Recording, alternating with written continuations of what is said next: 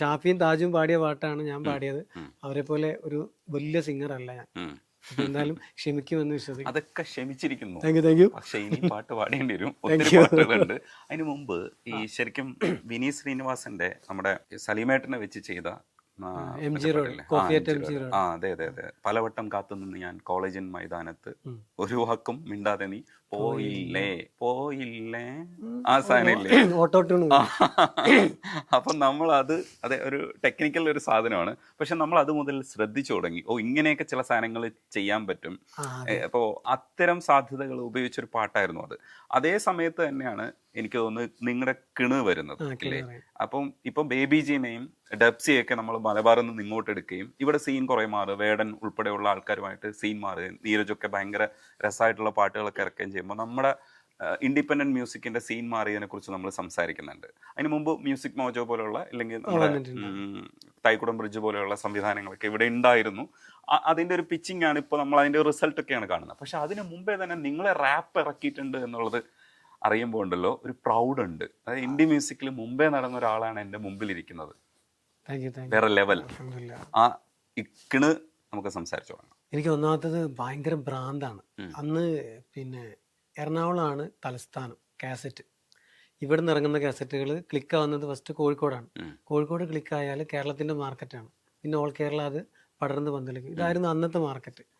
അപ്പോൾ നാദൃശക്ക, പിന്നെ പാട്ടുകാർ, മിമിക്രി കാസറ്റൊക്കെ ഇറങ്ങുമ്പോൾ കാസറ്റുകൾ ഇറക്കണം, സ്ക്രിപ്റ്റ് എഴുതണം, ഇങ്ങനെയുള്ള ആഗ്രഹങ്ങൾ വെച്ചിട്ട് എന്തേലും ഒന്ന് ചെയ്യണം എന്ന് ആഗ്രഹിച്ച് നടക്കുന്ന സമയത്താണ് ഈ ദിൽഹേ ഫാത്തിമ കൈ കെട്ടുന്നത്. അതിനുശേഷം വർക്കുകൾ ഇറങ്ങി.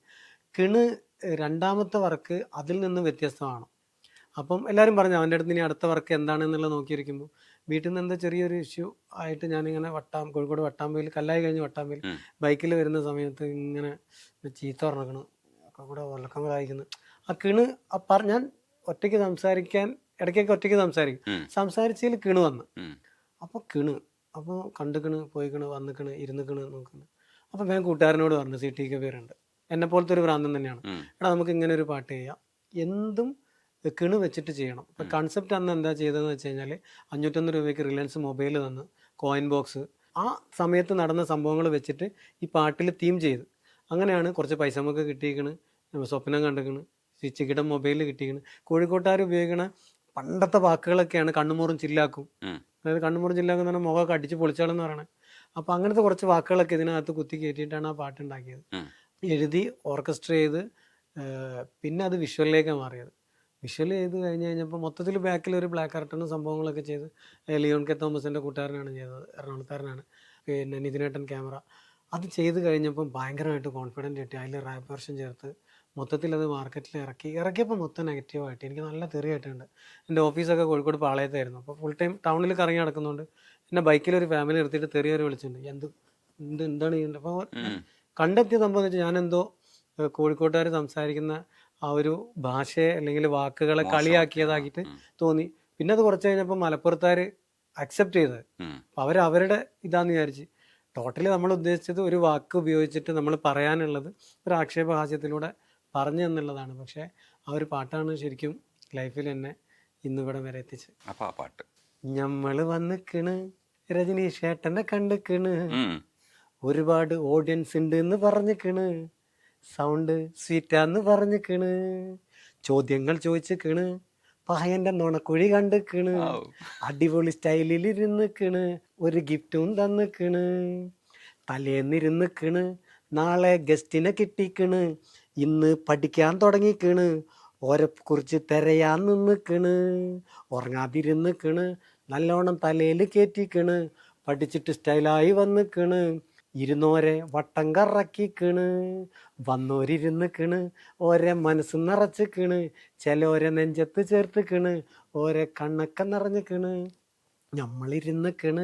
ഒരാളെ പറ്റി പാടാൻ പറഞ്ഞിക്കണ്, ക്യാമറമാനോനെ കാണിച്ചിക്കണ്, ഓന് ഷെമീറാന്ന് പറഞ്ഞിക്കണ്, പാവാന്ന് പറഞ്ഞിക്കണ്, ലേഡീസിനെ ഇഷ്ടമല്ലാന്നും പറഞ്ഞിക്കണ്, ഫാമിലിയായി ജീവിക്കാന്നും പറഞ്ഞിക്കണ്, അത് പാടണ്ടെന്നും പറഞ്ഞിക്കണ്, പണി കൊടുക്കുന്നു പറഞ്ഞിക്കണ്, ഷെമീർ തിരിച്ചും പറഞ്ഞിക്കണ്, എന്നെ നാട്ടിക്കല്ലേ പറഞ്ഞിക്കണ്, എനിക്ക് ഇൻഫർമേഷൻ തന്നിക്കണ്, മൂപ്പരെ സ്വഭാവമാണെന്നും പറഞ്ഞിക്കണ്, അത് തിരിച്ചടിച്ചതാന്നും പറഞ്ഞിക്കണ്, കയ്യെ കൂപ്പിയിട്ട് നിന്നിക്കണ്, ഞമ്മള് പറഞ്ഞതൊക്കെ പാടിക്കണ്, വാവ് ഗ്രേറ്റ്. കയ്യൊന്നെടുത്തിക്കണ്, കയ്യ് നെറ്റിമ വെച്ചിക്കണ്, മൂപ്പര് ഗ്രേറ്റ് പറഞ്ഞിക്കണ്, ഷൂട്ടിന്റെ ഇടയിൽ ഫോണൊന്ന് വന്നിക്കണ്, ടൊണ്ടോണ്ടം ബെല്ലെന്നടിഞ്ഞിക്കണ്. അതിന്റെ ലൈവ് സെറ്റൽ. സൂപ്പർ. ഓ എന്നുവെച്ചാൽ അത്രയും സാധനം നമ്മളെ തലച്ചോറിലേ കറക്റ്റ് മീറ്ററിൽ വരണ്ടേ, കുറച്ച് പാടാണ്, അഭ്യാസമാണ്. എന്തായാലും ഒരു ഭാഗ്യം. ഒറിജിനൽ ഈണം ഒന്ന് പാടുവോ?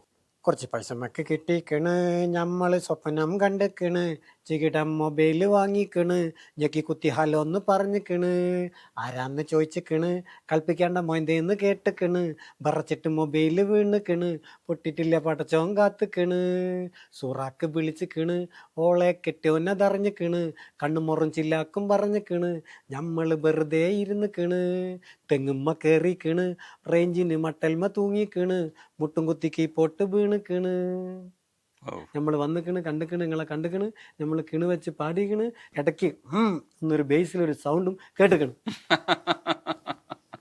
അത് കട്ട് ചെയ്തേക്കണേ എന്ന് ഞാൻ പറയൂല. അത് കട്ട് ചെയ്യണ്ടെന്ന് രജനീഷ് ചേട്ടൻ പറഞ്ഞേക്കണം. ശരിക്കും ടോ ചെയ്യുന്ന സമയത്ത് ഇന്ദ്രൻ സേട്ടനെ പോലെ ഒരു ആർട്ടിസ്റ്റിനെ വെച്ചാണ് അത് പ്ലാൻ ചെയ്തേക്കുന്നത്.